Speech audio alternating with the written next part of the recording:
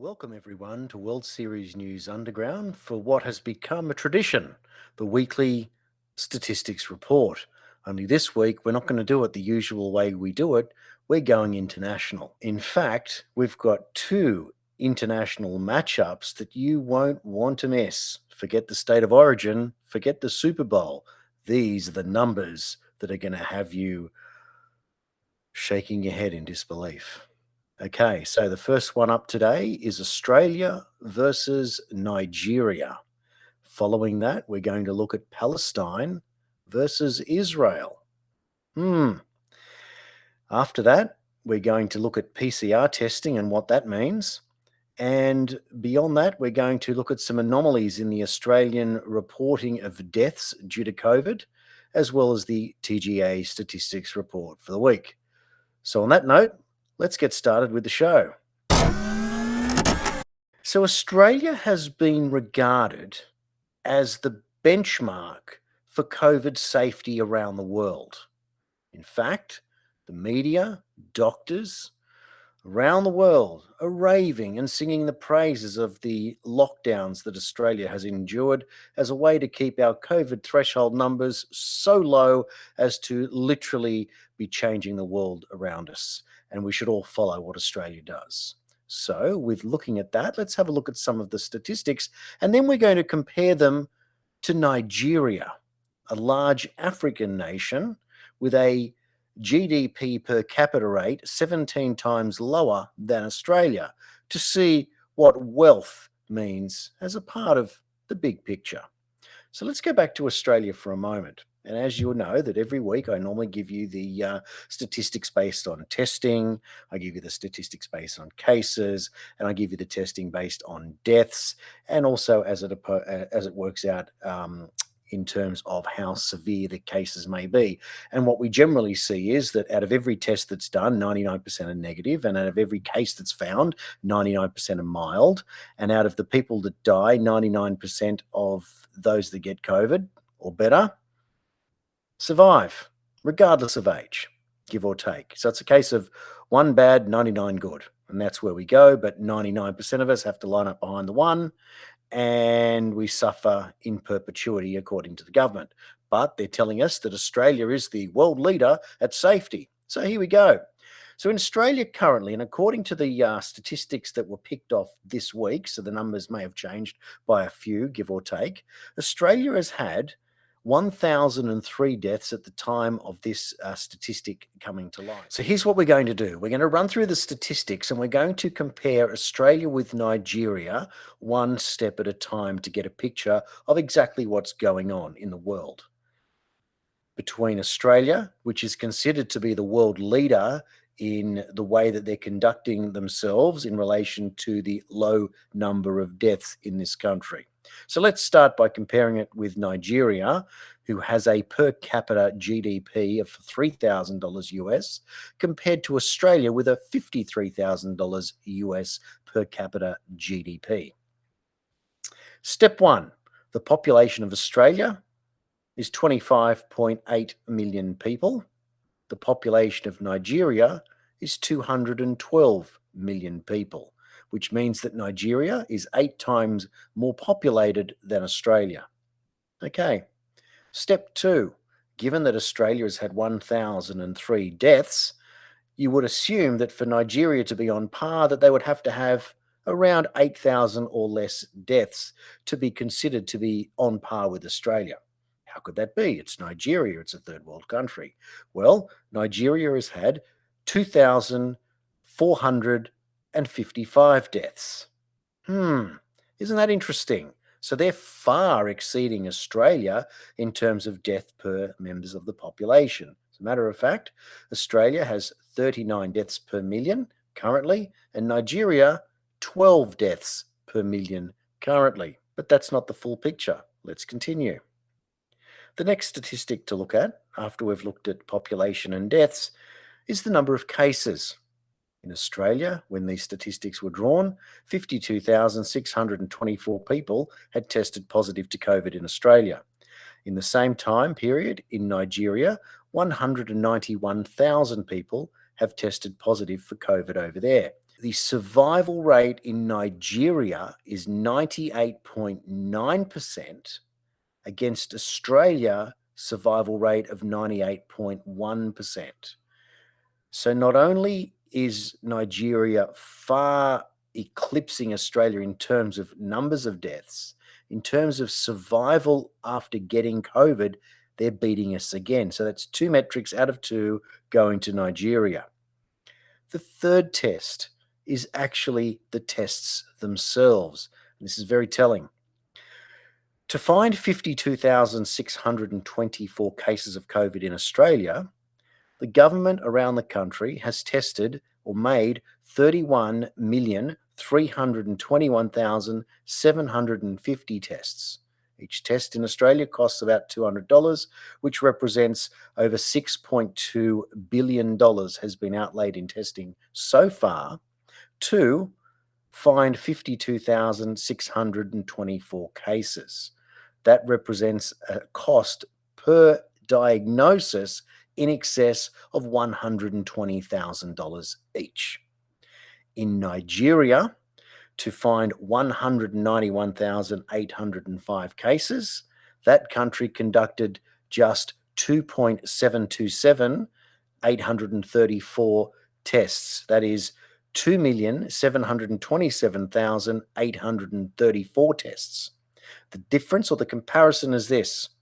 In Australia, 99.83% of all tests conducted are negative. In Nigeria, 93% of all tests are negative. So 1 in 13, give or take, in Nigeria tests positive. And out of those, 98.9% survive COVID. In Australia, 1 in 600 tests positive. And out of that, 98.1% survive. So that's 3 metrics out of 3 to Nigeria, a third world country with GDP of just $3,000 US versus Australia with a GDP of $53,000 US. Shall we continue? The next metric to look at is the number of serious or critical cases, according to the statistics. The statistics this week have been taken from worldometers.info.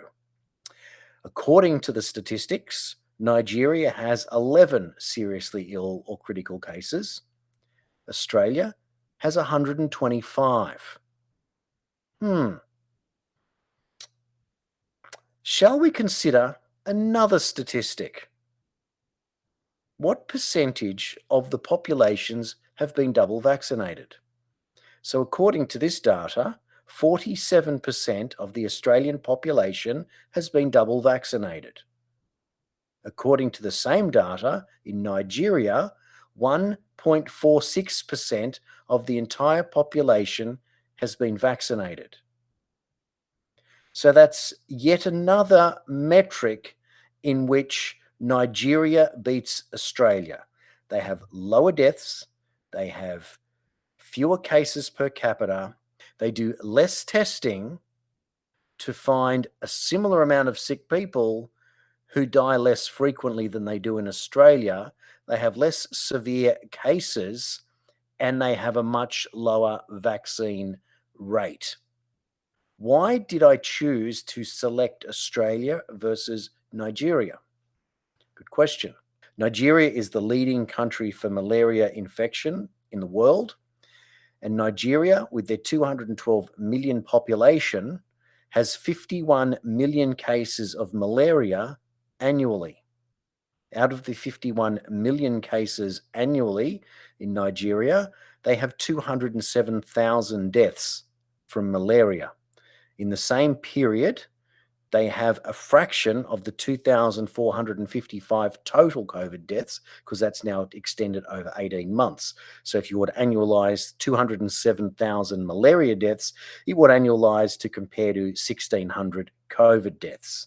Similarly, their cases of 191,000 over 18 months annualizes to around 130,000 cases of COVID per annum in Nigeria, which compares to 51 million cases of malaria.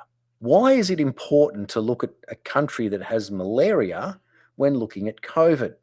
Interesting.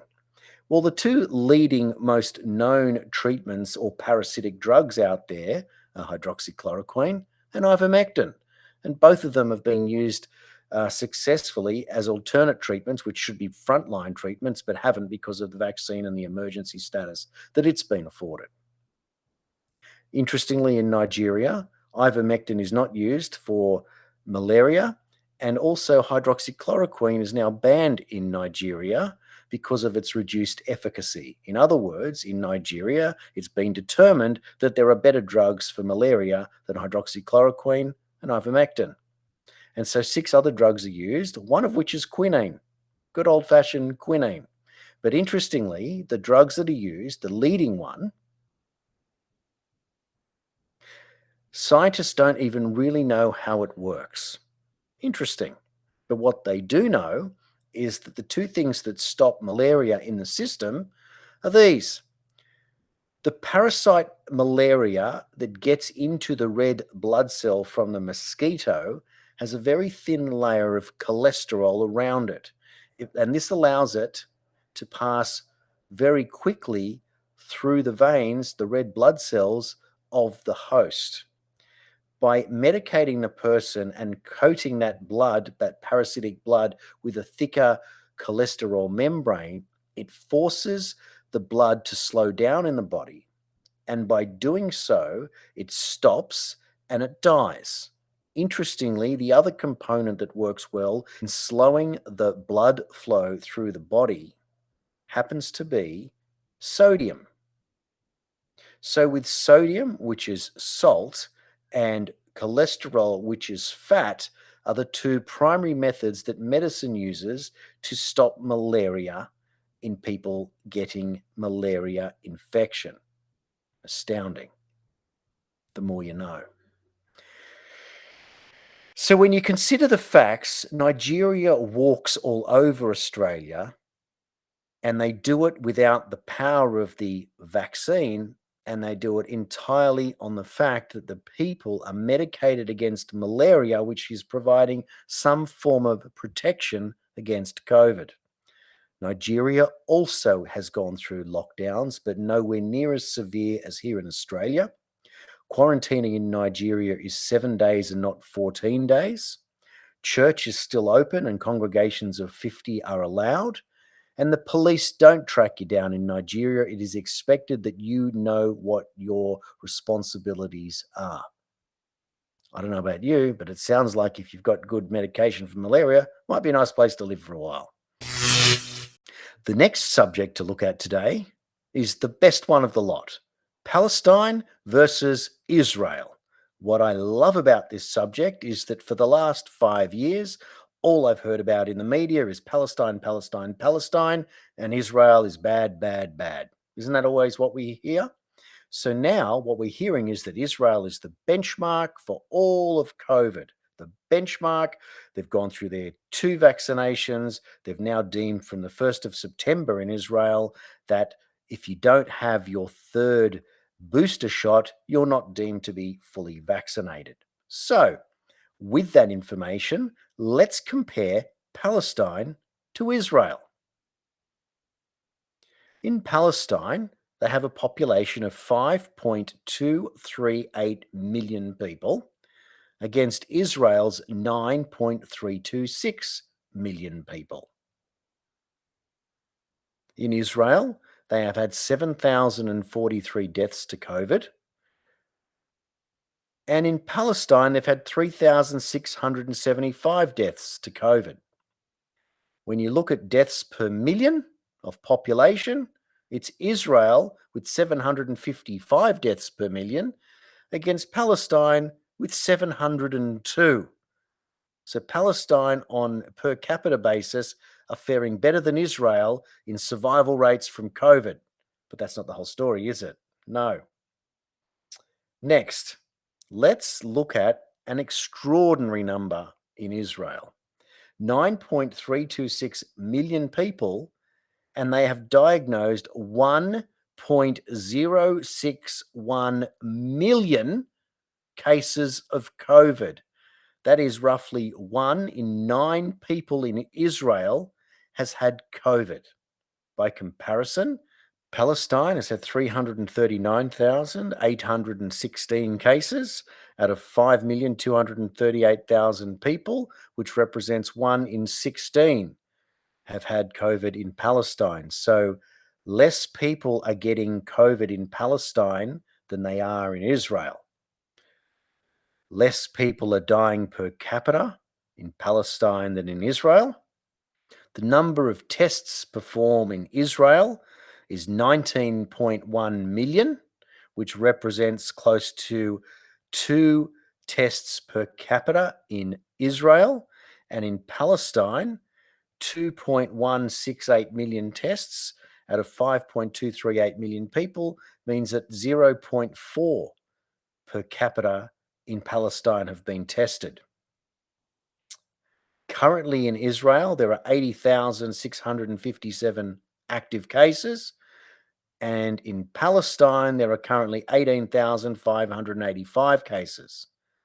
In Israel, there are 736 cases deemed to be serious or critical, and in Palestine, just 52 cases are deemed serious or critical. And here's the big one. The vaccine rate in Israel is 69% with 2 jabs, and some on their third. In Palestine, their vaccination rate is just 12.7%. So nowhere in those metrics is Israel doing any better than Palestine on any of those statistics, and they have 5 times the level of vaccination rate. They have 4 times the level of active cases. They have not even double the population. They have double the deaths, and they have 3 times the cases. So what we're being told in the media is just a story. It's not the whole story, and it's not the truth. I find these numbers extraordinary. Now let's get on to my favorite subject, PCR cycle testing. So the PCR test was invented by Carey Mullis and has been used in the past to test for viral load in HIV patients. Interestingly, the PCR test was never used to diagnose HIV virus in patients. However, it was selected as the right test to be the gold standard. Thank you, Bill Gates, for telling us that the PCR test was the test to use to test for COVID.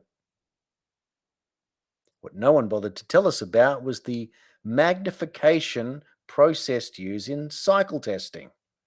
So, we've been told for some time that a cycle test above 25 was considered to be the beginning of where the test results would become unreliable. As a matter of fact, the New York Times reported that cultures detected between 27 and 34 times cycled seldom reveal any live virus, and specimens above 34 never show any live virus.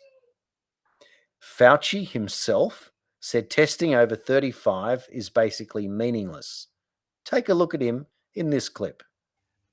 All right. There have been a number of reports of patients who shed viral RNA for weeks, as determined by PCR. It doesn't seem to be infectious virus. And the real question is, are they a threat for transmission? And I'm wondering if you think we could use a cutoff of viral loads determined by PCR to say this patient is no longer infectious, can go home, can go to a nursing facility.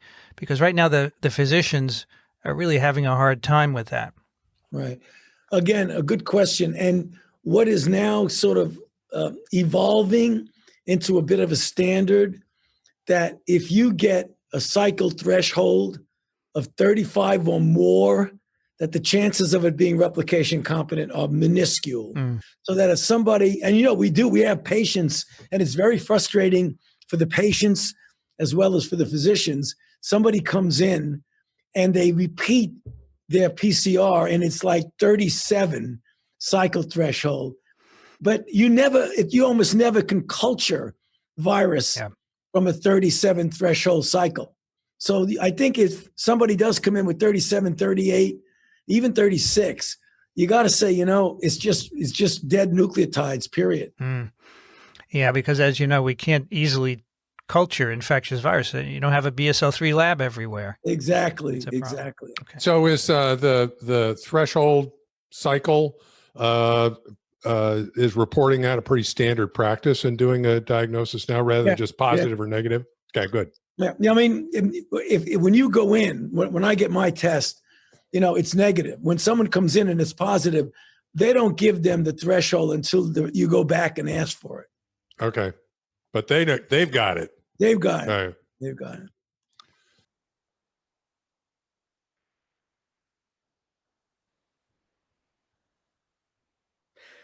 Now, according to the article in the New York Times, it shows that any test above 25 and certainly above 30 is most likely a false or meaningless positive. So Fauci at 35 is stretching the friendship a little bit more. A Portuguese judge used this to rule recently that any test over a cycle of 25 was not reliable and could not be used to force quarantine. I'm hoping that the Australian lawyers are paying attention.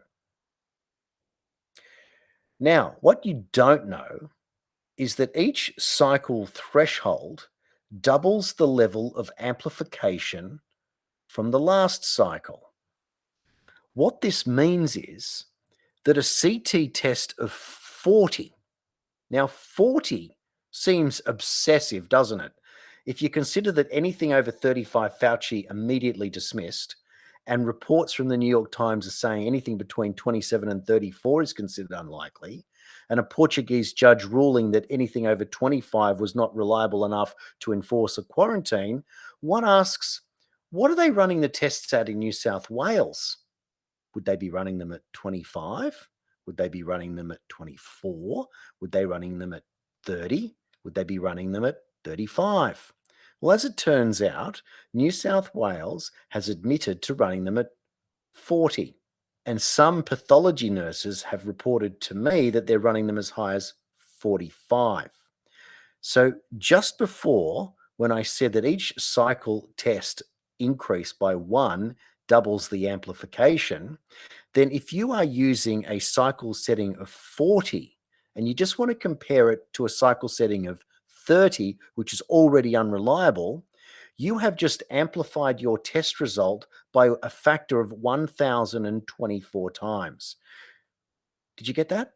You have just magnified to go from 30 to 40, looking for some form of viral information to determine a positive or negative result. You have just amplified 1,000 times. If you have a test result at 25 cycles and you wanted to magnify that to 40 cycles to see what you could find, you would have magnified it 32,768 times, looking for some form of information to determine a positive test. So when you consider the size and magnitude of those numbers, it's fairly obvious to consider that most of these tests that are deemed to be false positives are meaningless. So in New South Wales, with our testing, this is when it becomes absolutely extraordinary. We're testing approximately 200,000 people a day, costing approximately $40 million a day in fees to diagnose roughly 1,000 people with COVID. So that's costing us an absolute fortune per test, in the hundreds of thousands of dollars per diagnosis. On the information earlier in the video, we showed you that Nigeria has been able to have less death by obviously testing later due to symptoms. That instead of getting 1 in 600 people testing positive, as here in Australia, they're able to do it on a number as low as 1 in 13 and have less people die.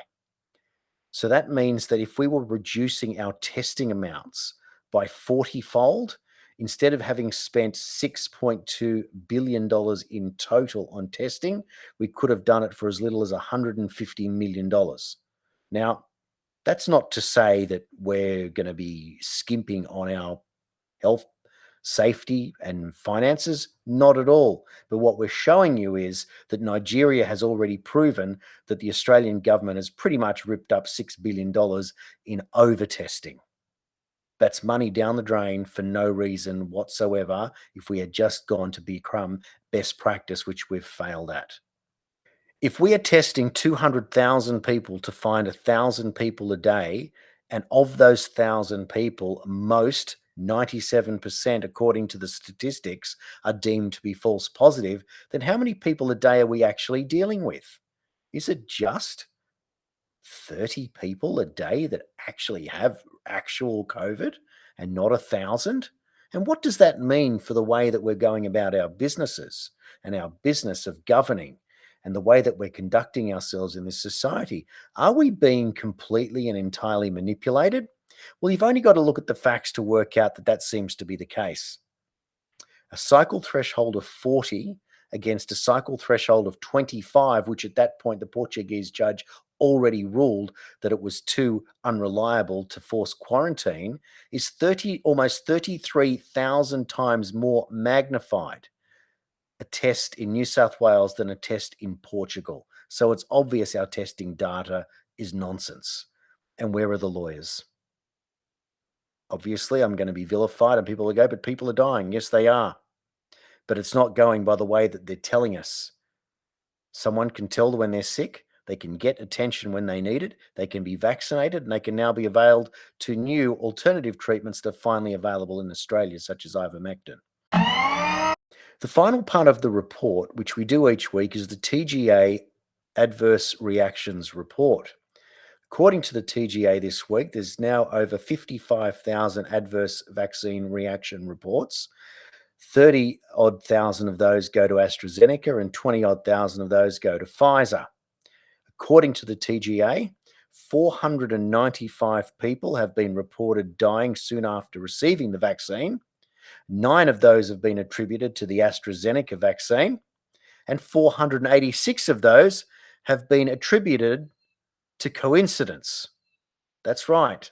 People who were deemed healthy enough to get the vaccine died soon after getting the vaccine, but it was not determined that it was caused by the vaccine, but by something else. Thank you, the TGA, and thank you to the doctor for reassuring us that it couldn't possibly be the vaccine. Now, some anomalies that have popped up this week that are quite alarming. 2GB radio host Ben Fordham reported yesterday that the 30-year-old female that was from Emerton who died from COVID approximately 2 weeks ago, it has now been revealed died from pneumonia, which was unrelated to anything to do with COVID. That's one. Now, interestingly, the Daily Mail also reported that 2 other deaths involving males were also not what was reported by the government. A 15-year-old boy, Australia's youngest ever COVID victim, presented to hospital with meningococcal before being ruled a COVID death. The Daily Mail also reports that a 27-year-old man who died approximately 3 weeks ago, who Kerry Chant and Gladys Berejiklian confirmed died of COVID and had no existing comorbidities. Well, the Daily Mail reported something completely different. They said the family told them that the man was known to have a heart condition and on day 13 of his home stay had tested negative to COVID. So at the time of his death, he had not even had COVID in his system, but that was also deemed a COVID death.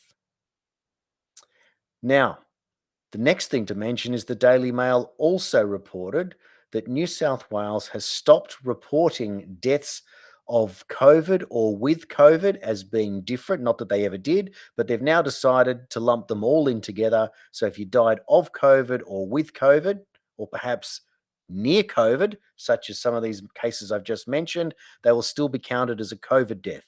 But thankfully, medical science has decided not to use the same approach when assessing COVID vaccine deaths. That just wouldn't make it nice, would it?